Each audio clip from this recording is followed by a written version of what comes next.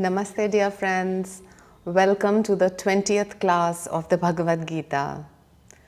We shall begin our class with a prayer.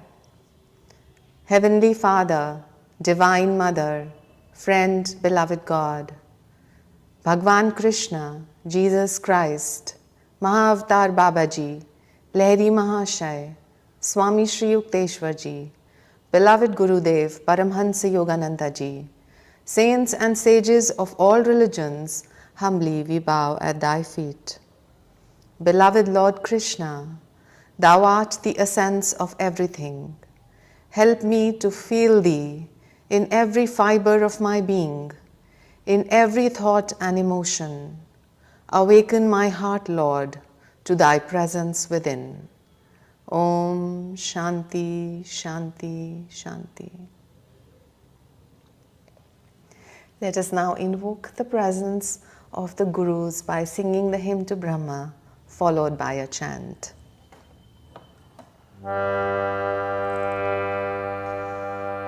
Gurur Brahma, Gurur Vishnu, Guru Devo Maheshwara, Guru Sakshat Parabrahma, Tasmai Shri Guruve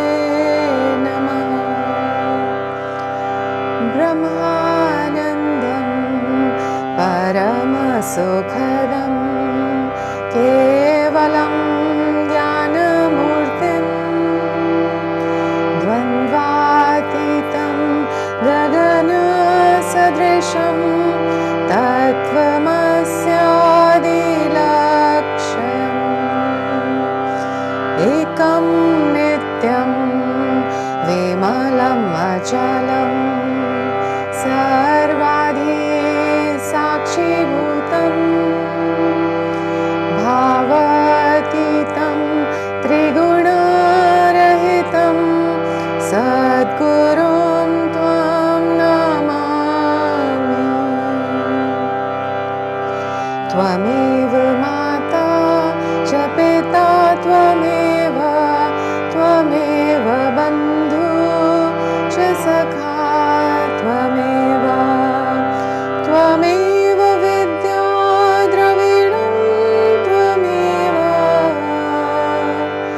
Tvameva Sarvam Mama Deva Deva Tvameva Sarvam Mama Deva Deva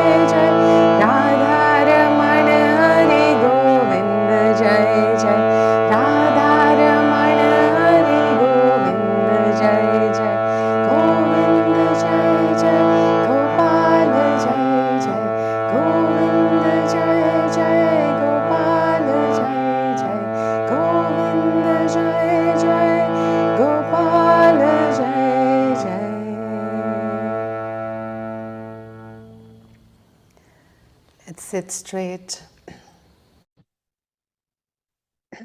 Let's open our heart. Let's bring our gaze at the spiritual eye. And with the next inhalation, let us raise our energy through the astral spine, focusing at the point between the eyebrows, invoking the presence of and meeting God at this point. Let us be present in this moment, right here and right now, so that we can grasp the various layers of understanding that this great scripture brings with itself. Om. So, dear friends, welcome again. We are studying chapter 2 of the Bhagavad Gita. In our last class, we did the famous verse, Karmanya vadikaraste ma phaleshu kadachana ma karma phal hetur bhurma te sandago astva karmani, and which meant 4 important things. Krishna said to Arjuna that you have right to action alone. You have no right to the fruits of action. You are not the creator of, and therefore do not be attached to the fruits of action. And number 4, do not be attached to inactivity as well. So Krishna gave a very discrete outline, a direct knowledge to us as to how do we carry out our day-to-day activities. And then later on in the next 2 shlokas, he goes on to say that how the activity performed with the desire of fruit of action is inferior to the activity in which we are not desirous of a particular fruit of action. And then he said that whether you achieve success or you get failure, you must work with whatever work has to be done without the thought of success or failure. You got to do your best in this present moment and then forget the result, because the laws that have been laid in the universe automatically, to an extent, guarantee that if you are doing dharmic work, righteous activity, and with the right attitudes and the right bhav, then automatically good results will come to you. But you are not to keep your mind focused on or desirous of the fruits of action, and you are to focus on the activity itself. So you are to work for the sake of work itself. This brings us to shloka number 50. Buddhiyukto jahatiha ubhe sukrita dushkrite tasmadyogaya yujjasva yoga karma sukoshalam. Hindi translation. जो ब्रह्मांडीय ज्ञान से संयुक्त हो जाता है, वह इसी जन्म में पाप और पुण्य दोनों के प्रभावों से परे हो जाता है। इसलिए योग तथा ईश्वर से मिलन के प्रति स्वयं को समर्पित कर दो। योग सही कर्म करने की कला है। English. One who is united to cosmic wisdom goes beyond the effects of both virtue and vice, even here in this life. Therefore, devote thyself to yoga, divine union. Yoga is the art of proper action. So let's go into the understanding of this beautiful shloka. So Yogananda ji says to work united with God is a form of yoga. This is an art that needs to be mastered in this world. So if you're an aspiring yogi, or if you think you are establishing yourself in yoga, then as an aspect of karma yoga, working through an aspect of divine union with transcendental wisdom, being conscious of God's presence in and around you, and then motivating your actions and working from there, that is yoga. So let's discuss how can we do our actions with God consciousness. So a variety of things can be done. And of course, we must remember that each one of us may have a different temperament. Some of us may be bhakti oriented, some of us may be more work or outward work oriented, others may be more gyan oriented. So of course we can stick to our temperaments, but even then, whatever we do, we can do the following things. And these would be that we define and we work with our behaviors and whatever work has to be done with alignment to our spiritual values. Secondly, we consciously seek to unite ourselves with God's presence, as in analyzing and reminding ourselves that whatever work that we are doing in this world is possible because that power and that intelligence has been derived from God, and eventually God is the doer. And we can also invoke the presence of the divine before we start work. And even while we are working, we can continue to invoke God's presence. We can use a mantra or a shloka or a small prayer, even from our heart. So we do not need to memorize a certain prayer before we begin our work. Whatever comes from our heart, we can use that prayer, just simply, God, please help me as I go through my daily activities. Then as you are working, always work with the thought that you are serving the others, and others are actually your own extended self, or they are aspects of the divine themselves. So you are using God's power to serve God's children. If you work with that attitude, you should not consider work as work, but as service. So I'm being reminded of a story from the time of when Yogananda ji was alive. So there was this particular devotee, who did a lot of work. And then Paramahansaji once told her that, you should not be doing so much work. And from the next day onwards, he himself was giving her so much work that she was getting confused. As on the one side, Guruji is saying that you should not be doing so much work, but on the other side, he's been giving me more and more and more work. So I'm a little confused. So she was tried to imbibe the teachings, and she tried to attune herself with the Guru's consciousness. And after a few days, she, in her meditation, and then she went to the Guru, and then she confirmed what she was thinking. And she said, we need to consider all work and as service, isn't it, Master? And Master said, yes. So that is the thing that Master wanted to teach her. So when we are working, our attitude is that, oh, we have to do this duty. Oh, we've got to do so much work. Oh, I am the one who's doing so much work. So this is our attitude. And here is where we get caught up. And of course, we are also associating with our likes and dislikes. But if you do all work as service, as a command coming from the Lord, and from the love of your heart, if you're serving your fellow brothers and sisters, if you do with that bhav, then firstly, you will not feel, a victim of having to do so many duties. Secondly, once you use God's love to do your work, then you will find that you have more than usual energy, because the entire universe is behind you. You can access that infinite energy, because you're using God's love and you're using your hands and feet to serve the divine in others. And therefore, you will be able to do the work with more energy, more enthusiasm, and you will not be bothered as to what is going to happen after the work is finished. So to make your work more joyful, because anyway, in this world, we have to perform so many duties and responsibilities. So if we do that with God consciousness, as we just talked about with so many things, remembering God all the time, doing the work as service, remembering that God is the doer, using prayers, mantras, or reminders to bring in God all the time. If we do our work like this, then not only will we accomplish more than we are accomplishing, but we will be happy all the time. And that's the trick. And that's why you will find that all the shlokas in the Bhagavad Gita are to guide you to your own higher happiness. So even if you were to follow even just one shloka and actually meditate on it, contemplate on it, and then make it alive in our life, we will find that it is taking us to our own higher happiness and to infinite bliss. Okay. So what will happen also, Guruji says, what happens when you work with, in unison with God or with God consciousness? The most important aspect of spiritual life happens, and that is that you start to transcend your ego.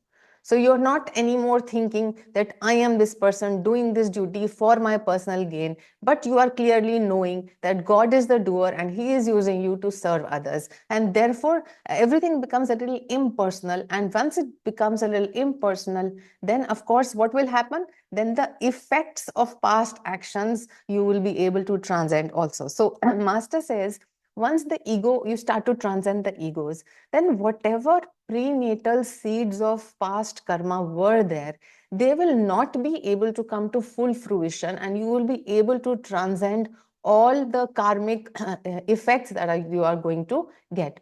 So how is this possible? So let us just take a very gross example of a person throwing a boomerang.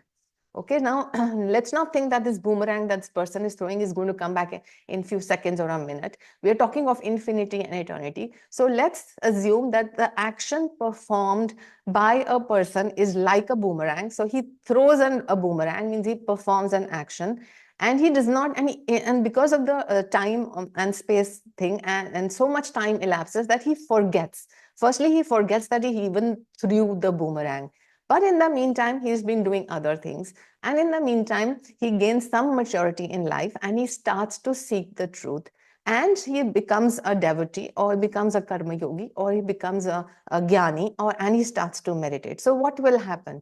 As this person who has forgotten that a boomerang went out of him, he starts to perform bhakti. So in that bhakti, he starts to surrender his I into the infinite.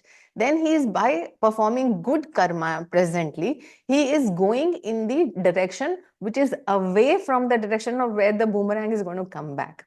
By performing Jnana Yoga, he is covering himself with the knowledge of the infinite. So he starts to realize that whatever actions he performed in the past were out of ignorance. But as he is gaining more knowledge of his infinite nature, the ego is dissolving more and more. And as he is doing dhyana yoga, is meditating, then he is able to have control over his prana, over his thoughts, and over his body. So he can still his and the I-ness will again dissolve into infinite consciousness. And also, when you start to do good karma, then your good karma protects you also. So now think of this person, that this person has developed an aura. He is surrounded by the positive energy, the light of bhakti, of karma, of knowledge, of wisdom, and of meditation. So now the boomerang does come back, because mathematically the boomerang is going to come back. So the action will have result and it is going to come back. But because of the aura and the protective power of his own actions and his alignment with the universe, the boomerang comes. It might just touch him, it might be deflected in a tangential way, and even if it hits him, he does not suffer, because the I-ness in him has dissolved. So he sees the problem coming as a neutral situation, rather than magnifying in his mind that, oh, I am the victim, I am the sufferer, and I am going through this. So this is how, when you work through karma yoga, you dissolve your I-ness, and once your I-ness is dissolved, then the results of past actions also cannot make you suffer. They will come, but they will be highly mitigated, because you have the Guru and God also protecting you. And and after mitigation, even then you will not suffer because of them. So that is why karma yoga is so important. Then Master goes on to say, yoga, or union with spirit, is the only way to evade being swept along in the flood of the effects of good and evil past actions. So it is important to mention the effect of good actions as well, because we tend to just think of evil actions. So if you have done good karma in the past, and in this life you have become rich because of that, or you have some name and fame because of that, as a result of your good past actions. Now what is it that you do with that money and name and fame in this lifetime? Are you still creating more karma? Are you still desiring more money, name, and fame? So what you make of it now is going to determine how you are going to, bhog it later. I mean, have it at the results in your life. How are they going to manufacture your later life? And therefore, transcending the I is so important, because chain of gold is still a chain. So even name, fame, good wealth, amount of wealth, even a good healthy body is no guarantee for a permanent kind of happiness and bliss, because eventually decay, disease, death will come over. So therefore, we must release ourselves from the hold of all actions, their results, good and bad, because they are going to bind us in chains, and they are going to cause us to have more desires, and then the cycle of rebirth will continue. Therefore, we must, by uniting our consciousness with infinite consciousness, we must transcend the little I in us. A soul united to God becomes God. This is a very heavy statement. A soul united to God becomes God. So what does this mean? So let me just bring in a conversation between Lord Rama and Hanuman. So when once Lord Rama asked Hanuman as to what did Hanuman think Ram was, who is Ram? He said, who am I? So then Hanuman's reply was very interesting. He said, when I identify myself with the body, then I am the servant and you are the master. When I identify myself with the soul, then I am a part of your infinite presence. And when I know myself in my true nature as the infinite self, then you and I are one. And this is true for all of us as well. As long as we identify ourselves with a separate body-mind complex, then of course, even then, we can have the bhav of being a devotee, the bhav of being a servant, the bhav of being the child of God. But as we spiritualize our ego, we move towards the soul self and we realize we are part of infinity. And as we go deeper into our true nature, we find that we are infinity itself. And that's why Master says that the soul united to God becomes God. You realize that the substratum of God and the substratum of your existence is one and the same. Just like the wave recognizing that the essence of its existence is water, and so is the essence of the entire ocean. And here comes the oneness. This soul automatically disowns all the effects of its past actions of past lives. The status of the souls is changed from a body-identified, limited, and karma-bound entity to a state that is ever free, beyond the influence of karma. Okay. Now, Guruji gives us a very important suggestion. He says that although gaining unbroken God consciousness is very difficult, it's not an easy task, but every single moment that you spend in concentrating your energy and directing it to God is going to help. Every single task that you do with even-mindedness and cheerfulness is going to contribute to your journey to self-realization. So every moment, every attitude, every action is actually your doorway towards infinity. How are you using your time now? What is your attitude right now will determine your direction. And once the direction is set, then whether slowly or in a fast manner, we are going to go towards our goal. So do not think that, I will do this meditation or God conscious activity some other day. Right now is the time to begin, and every moment is important. And that is why Yogananda ji said that the minutes are more important than even the years. So let's remember that. Okay. Now another important aspect comes, Yogananda ji brings in the importance of the Guru. When we are trying to align our actions with the infinite, then what role does the Guru play? Yogananda ji says, as advised by the Gita, in serious spiritual endeavor, the blessing and guidance of the Guru is essential. The true disciple follows with great devotion the sadhana given by the Guru. Through this sadhana, his Guru invisibly helps him to attain the successively higher steps in the art of divine union. The disciple who daily and deeply practices his spiritual exercises and advances in the path may find the Guru appearing visibly on the astral plane to guide him onward.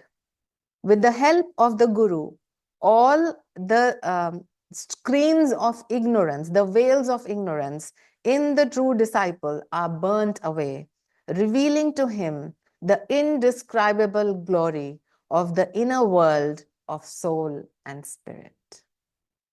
So we see, because the gulf between the little ego and the soul's self, the spirit, is so wide that we cannot fathom in. Therefore, We as individuals are sometimes unable, in fact, mostly we are unable to cross that gulf on our own. We definitely need the help of the Guru to cross this ocean of delusion. And that's why, we have so many dohas by Kabir Das ji, which to tell us the importance of the Guru.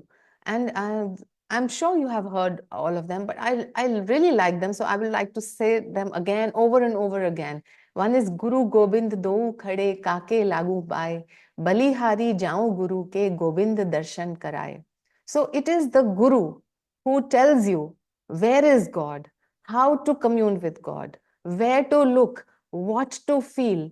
Every little aspect of God communion is taught by the Guru. And therefore, it is only by the grace of the Guru that I am able to touch the infinite presence within and around me. And therefore, Guru, when I find both Guru and God standing in front of me, it's a metaphor, of course. Then I bow down to the Guru because he has introduced me to God. He has brought me to my God.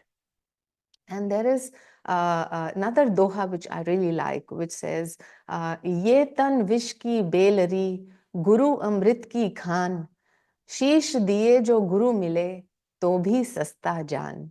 And in this Kabir Das ji is saying that even if you have to give up your head, means you have to give up your life, and you in return you get the Guru, the guidance of the Guru, then know that you have got an easy deal. That is the importance of the Guru in our life. Now, many of us might say that, oh, our Guru is not in the body. So the Guru is a living consciousness. He is not just a body and mind. Just because you think you are body and mind, therefore you think that the Guru is also body and mind. No. Guru is a transcendental consciousness, always alive, always present, always accessible. If the more you tune yourself with the Guru's consciousness, the more you will be able to receive help and guidance from him. This brings us to shloka number 51. Karmajam buddhi yukta hi phalam tyaktva manishinam janma bandhi vinirmukta pandagachantya namayam. जिन्होंने अपने मन पर नियंत्रण कर लिया है, वे अनंत ज्ञान में तल्लीन हो जाते हैं। उनकी किसी भी कर्म फल में और कोई रुचि नहीं रहती। इस प्रकार पुनर्जन्म के बंधन से मुक्त होकर वे दुख रहित अवस्था को प्राप्त करते हैं। Those who have mastered their minds become engrossed in infinite wisdom. They have no further interest in any fruits of actions. Freed thus from the chain of rebirth, they attain the state beyond sorrow. Let's understand what this means. So Guruji says that a God-tuned mind develops discrimination or viveka to be able to distinguish between the real and the unreal. And also such a mind becomes unruffled by emotions.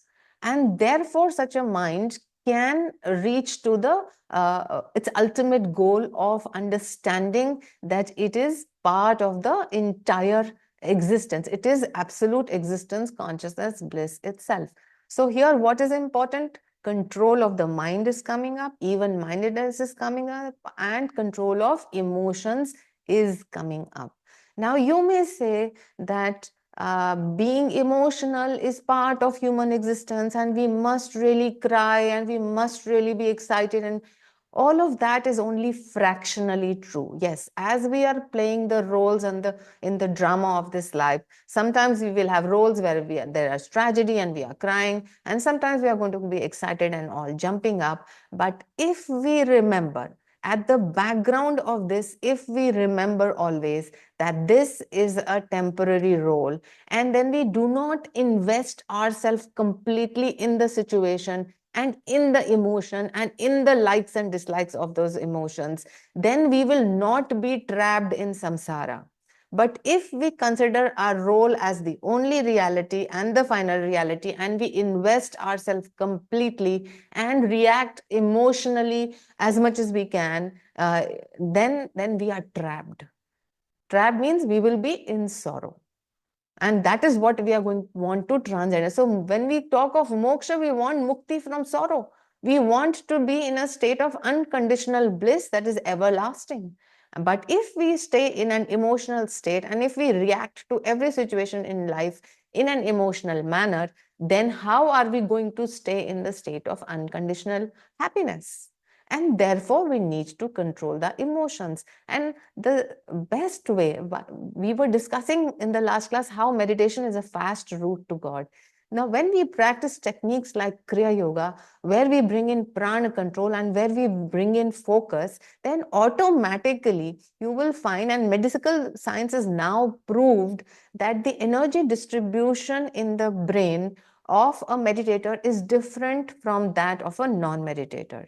In a non-meditating person, energy of emotions is high because the limbic system in the human brain is stimulated during our normal reactions. But in a meditator, the energy changes to more towards the prefrontal cortex, means the area behind the spiritual eye. And that is the prefrontal cortex. Is when that is stimulated, then automatically your emotions come under your control. Automatically your judgment, your decision making becomes faster. You are more socially, you are more acceptable because your behavior changes, your attitude changes. So there is a physical relevance also to these meditative techniques, and there is a science behind it. So meditation is both an art and a science, and it is going to affect your brain. Master would say that it is actually going to change the grooves in your brain. And we know that meditators have a different great white matter distribution in the brain. In fact, there is a branch of genetics which is called epigenetics now, and they are actually claiming that meditation can help to even change the DNA. So the real structure of who you are. And even beyond that, so we are only looking at the physical aspects. Meditation is doing so much at the emotional level, so much at the mental level, and eventually meditation is taking us to our own true nature in God. So there is no loss on this path. So as we discussed a couple of classes ago, and Babaji's promised to Levi Mahasaya to tell each one of the persons who is practicing Kriya Yoga or meditation, is that there is no loss on this path of spirituality. And even a little bit practice of this inner religion will free you from dire fears and colossal sufferings. And in the last shloka we discussed, every moment is important. So every moment where you are centered in yourself, every moment in which you are able to control your emotion, every moment in which you are performing action without the expectation of results, every moment in which you are invoking the presence of God or communing with the infinite in one way, is a contributory factor to your direction and movement towards your final goal in God realization. So do not waste time and do not waste energy in lesser pursuits, because you have already done that for millions of lifetimes. So now is the time. The time to find God is now. It is here, and we have the technique, we have the keys to the kingdom, we have the guru in our life. It is only us who is stopping us. So might as well use all the things that have been provided for us and set ourselves free. Okay. So let's also think of what is a God-tuned mind. When we say, okay, we should have a God-tuned mind. So of course, it also includes all of that which we discussed previously, that we should be working with God consciousness. But a God-tuned mind would also be a mind which can intuitively understand what the divine will is. To be able to align your actions, your behaviors with the divine will, because of your attunement with the Guru and because of the harmony that you have created by practicing meditation and bhakti and jnana and karma. When you are able to align yourself with the divine will, you will find that a synchronicity starts to happen in your life. And automatically, without you're intenting or putting extra effort, you will find that the right people will start to come to you. You will be directed as to what needs to be done. And don't think that life is going to become very smooth and easy, because you will be given more challenges and you will be expected to take in the responsibility of serving your brothers and sisters. So, but then that will be done in a joyful manner, and you will feel the power of the infinite, the power of the Guru behind you. So always try to tune your actions through prayer, through meditation, and through all the tools that the Guru has given, that is meditation techniques. Align yourself with the will of the Lord, with the cosmic intelligence, and you will find that your life has become better and there is more peace and happiness in your life. Okay. Also here, Master says, when we talk of divine plan or God's plan, is God's plan, does he want us to suffer? Or is it just a game that, that he's giving us rebirth after rebirth after rebirth, and of course, all the problems with that? Or is there some other agenda? A very simple thing would be to compare it when we send our children to school. When the children go to school, and of course, some of us may be teachers as well, unless we are confident that the child has understood the curriculum of class 1 and is able to give the examination and pass in the test of class 1, will we send him to class 2? Is it not? So this is similarly, this life that we are living, this births that we are living one after the other, is like a school. We are in a school where we have to learn the various attitudes, we're not just here for scientific, intellectual knowledge. We are here to learn the attitudes of calmness, of love, of kindness, of compassion, of being happy. So all of those attitudes, unless we learn those attitudes completely, the tests will come again and again and again. And therefore, by giving us so many rebirths, God gives us multiple chances to try out, to learn our lessons and go free ourselves from infinity. The beautiful thing behind all of this is when we can say that there is so much suffering, but the truth is, eventually, yes, at one level, there is too much suffering in this world and we need to free ourselves from that.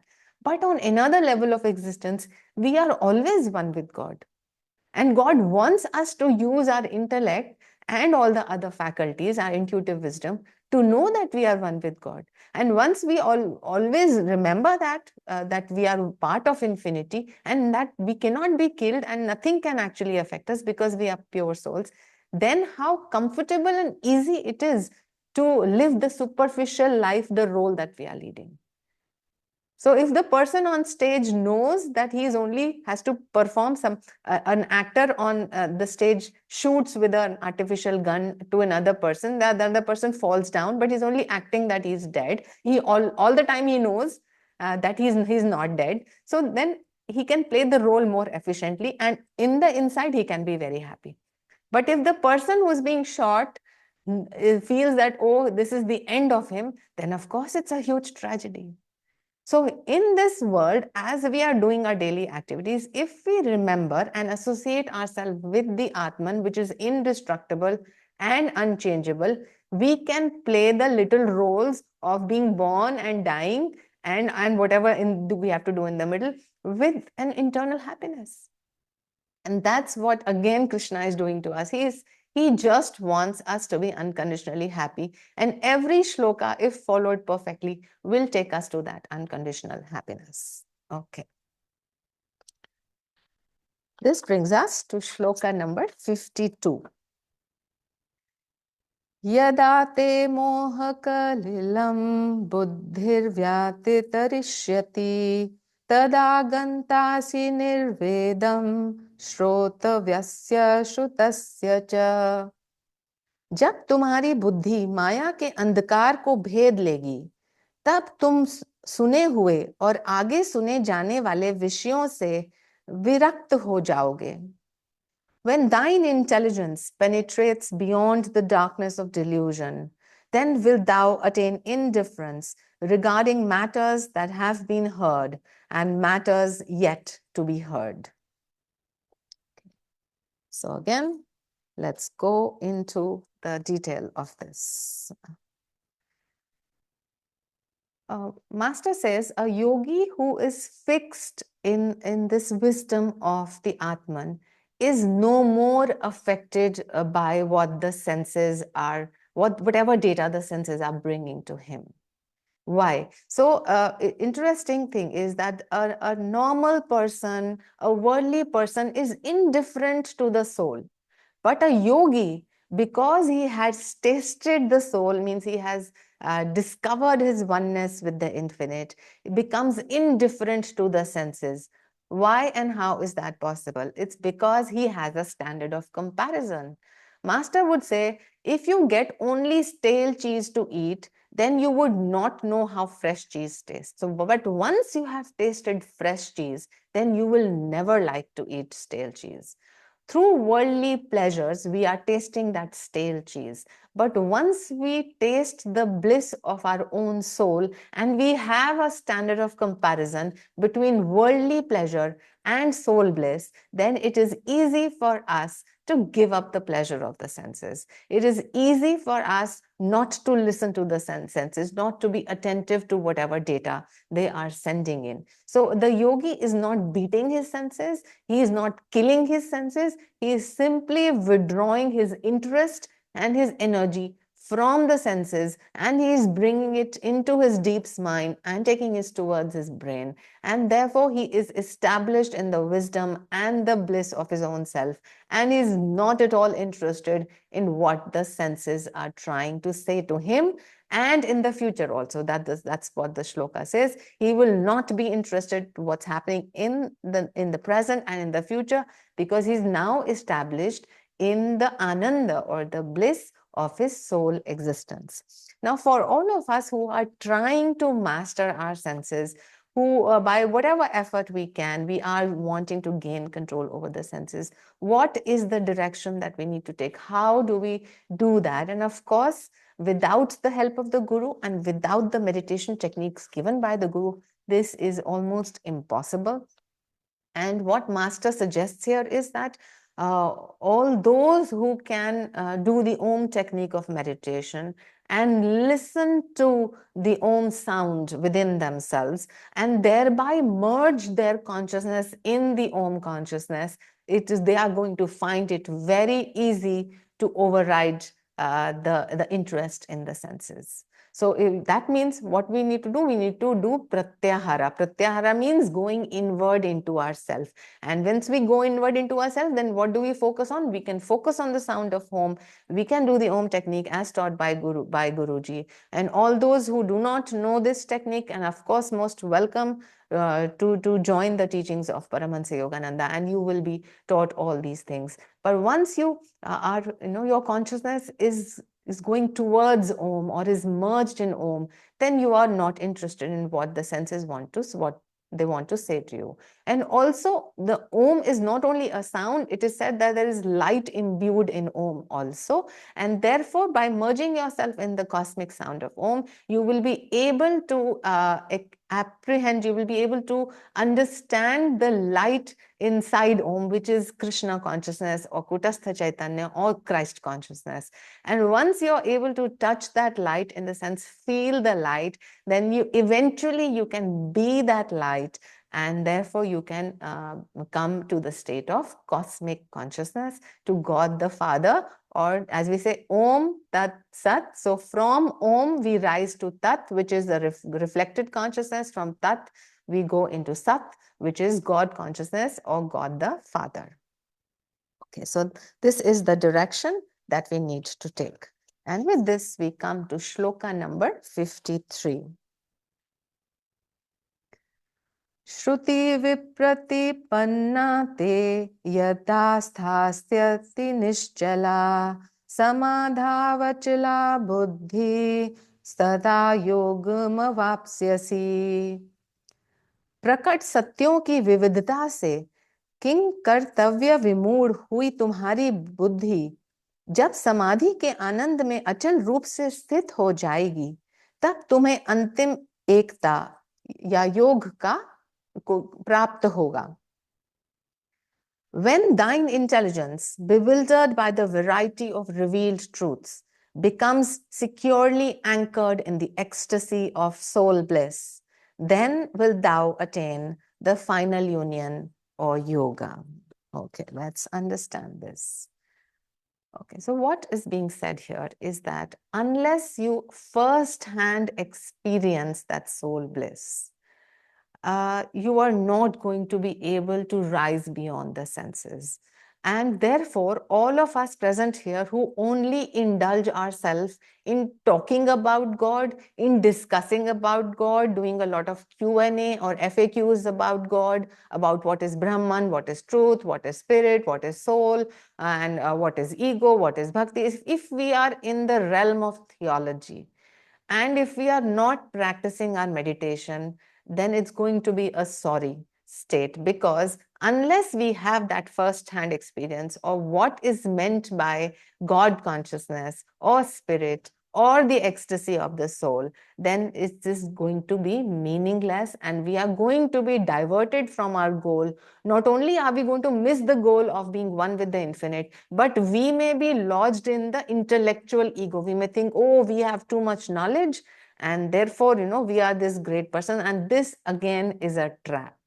And in past few shlokas, one of the shlokas said that once you have this soul bliss, once you have gained this, then all the knowledge of the bookish knowledge is useless. Just like when a flood comes in a village, then the water in the well is of hardly any use. Similarly, unless we wash ourselves completely, we bathe ourselves by first-hand experience of God consciousness, all rest is theology. So to all, I would like to say that practicing meditation is much more worth than talking endlessly about God, than even reading the scripture and memorizing the scripture again and again, or performing various rituals.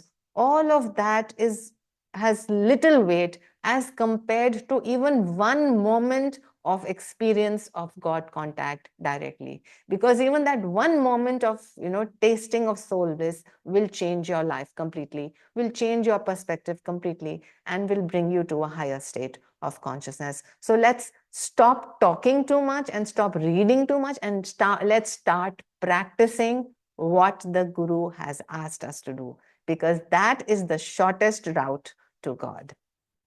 Okay, let's go on further. Another important thing that we must understand is when we reason too much, when we read and talk too much, we are still working at the level of our reasoning mind, our intelligence. And it is all scripture says unanimously that God is beyond the mind and intellect. So do you want to get stuck in the layer of just intellectual reasoning, or you really want to go beyond and experience yourself as the infinite soul? And we have to therefore transcend the state of that mental level. And how do we transcend that? And therefore the many meditative techniques use the tool of a pranayam. So the Indian rishis have done so much research on this subject as to how do we find who we really are.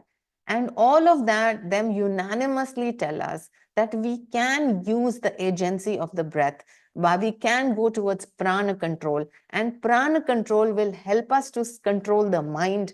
And from there, by doing that, as we go towards the breathless and the thoughtless state, there we will experience and taste our own true nature. So just remaining at the level of the reasoning mind is insufficient. We need to go beyond. And going beyond is, there's another faculty in us which helps us to know. So how do we know who we really are? Eventually, if we are saying we are negating the mind and we are negating the intellect, then who and how do we know that who we really are? So here comes the sixth sense, the aspect of us which is also God-given, which is our intuitive awakening. There is a knowledge within us and a knowing within us with which all questions will dissolve. When that intuitive awakening happens, you just know who you are. You just know that whatever the scriptures are telling you is the ultimate truth. And your questions kind of cease to happen. And you have kind of said, hence proved. And what the Bhagavad Gita says, I am the Atman, I have come to the point, I have ticked it, and I'm saying, yes, I testify to the presence that I am the Atman. And then whatever book may say anything, whatever another human being may say anything to me, I will, now I'm completely convinced that yes, I am the Atman, and nobody can bring me down from that aspect. And this is the point where we gain complete freedom over all the suffering, all karma, and we become infinitely free. And of course, for some people, the body and mind still continue to function. In enlightened people, like the Buddha lived on after enlightenment, most avatars, they especially come for this purpose only. So they are still working with the body and mind, but all the time they know that they are the infinite. Okay, so that thing, when that thing comes up, when that understanding comes up, then there is complete clarity between various layers of our existence. Okay. When the devotee can remain unbrokenly in the soul bliss of samadhi, then he is ready for the final union of the beatific bliss of the soul with the omnipresent eternal bliss of spirit. This is the ultimate state of yoga. When the devotee attains this final union, he can never fall. He never need again to be parted from God. This brings us to shloka number 54. So the Bhagavad Gita is very interesting. It's a conversation. So Arjun will ask something, then Krishna will give a lot of advice through many shlokas. And then again, Arjun, like all of us, we will still have many questions. So here in shloka number 54, after having heard Krishna's advice over the past few shlokas, now comes in Arjun's question. And this is how it goes. Arjun uvacha. स्थित प्रज्ञस्य का भाषा समाधिस्थस्य केशव स्थितधि किं प्रभाषेत किमासीत व्रजेत किम। अर्जुन ने कहा, हे केशव, समाधि में स्थित स्थिर बुद्धि संपन्न ऋषि के क्या लक्षण होते हैं? ऐसा स्थित प्रज्ञ पुरुष किस प्रकार बोलता है, बैठता है और चलता है? Arjuna said, O Keshava Krishna, what are the characteristics of the sage who possesses ever calm wisdom and who is steeped in samadhi, ecstasy? And how does this man of steady wisdom speak, sit, and walk? All of our questions. So all of us want to know, how does the enlightened being behave from within and from without? So the two sets of questions Arjun has asked, that in the state of samadhi, what is the first-hand experience of the enlightened person? And then from the outside, he's asking, how does this enlightened sage behave in this world? Specifically asking, how does he eat? How does he sit? How does he walk? All of us would like to know these. And so through Arjuna, who's the ideal devotee, these questions have been asked. And then we will hear Krishna's response in the next few verses.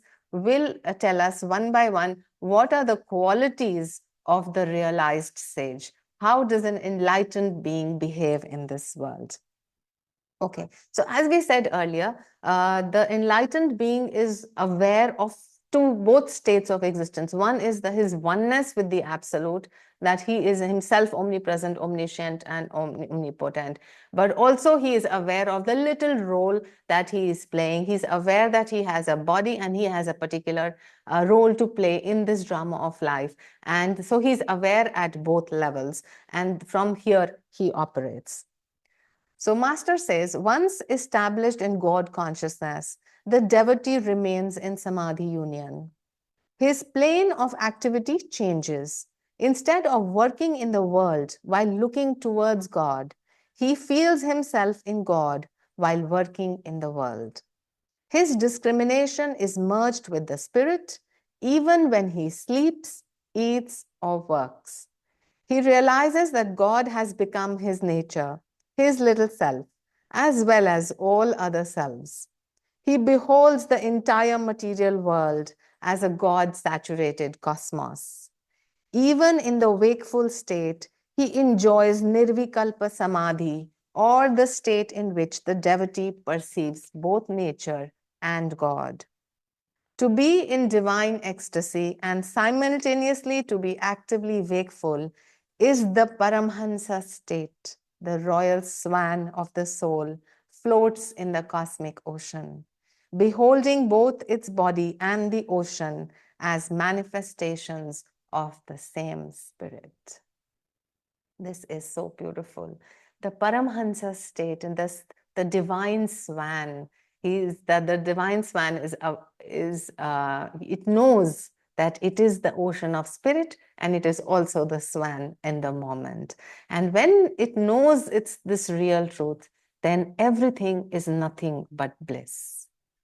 And from that aspect of bliss consciousness, the swan or he or she operates in this world.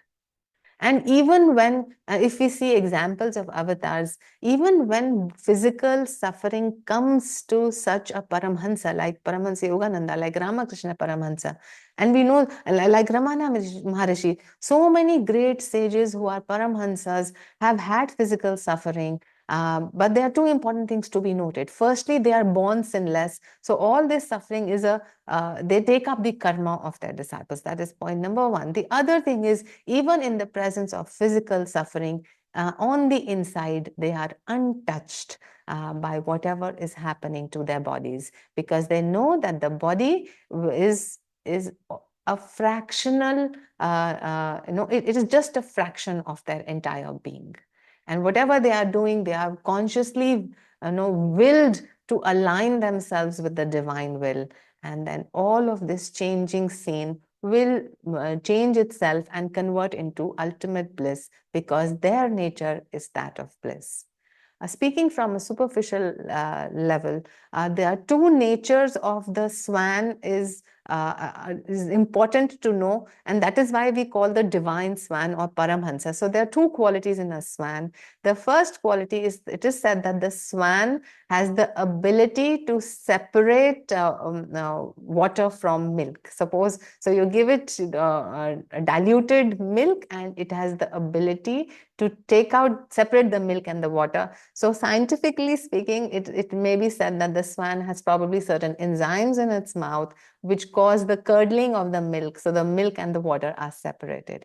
And the other quality, physical quality of the swan is that when it swims in the water, behind it, there is hardly any remnant of the movement. So when we see a boat or a ship moving in water, we find that behind it, it leaves a long trail of ruffled water. But when a swan is gliding through the water, the trail or the tail behind it is hardly any. And this suggests that the swan or the person who is like the Paramahansa lives only in the moment, in the eternal now. And that is why we use the swan as a symbology. And we all have to become that divine swan. So don't think that only the avatars are going to be Paramhansas. It is the destiny of each one of us to become that divine swan. We actually, in our true nature, are the divine swan, but we have forgotten our true nature. We have got lost in this Maya, in this world of hypnosis and delusion. And therefore, the Guru has come in our life now to tell us that we are that divine swan, and that bliss is our real nature. And in the continuing shlokas, we will then study as to the qualities in detail of what Krishna talks about the enlightened being. So with that thought, my dear friends, we will end today's class and we will share the blessings that we have received with souls everywhere, and especially those souls who may be currently in need of some physical, mental, emotional, and spiritual healing. Let us pray together. Divine Mother, beloved Krishna, thou art omnipresent. Thou art in all thy children. Manifest thy healing presence in all bodies, all minds, and all souls.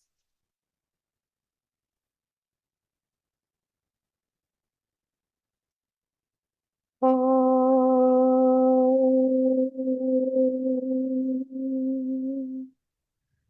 Om.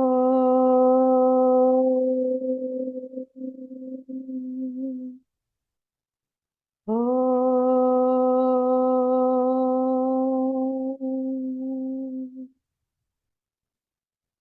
Divine Mother, beloved Lord Krishna, may thy love shine forever on the sanctuary of our devotion, and may we be able to awaken thy love in all true hearts. Om Shanti, Shanti, Shanti. God bless us all.